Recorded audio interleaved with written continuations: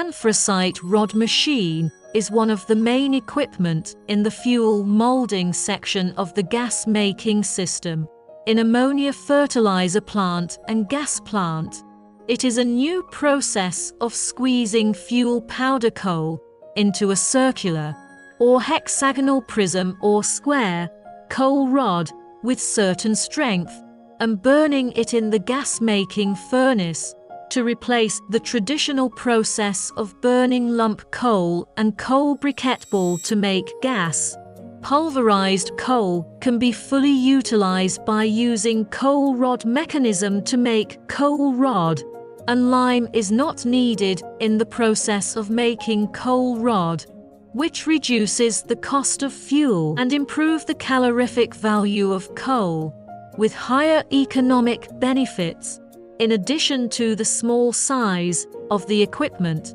do not need carbonizing drying equipment, do not need steam, save investment, reduce the footprint. At the same time, it provides a reliable guarantee for manufacturers to effectively use cheap pulverized coal to replace high-priced coal so as to reduce production costs and improve economic benefits.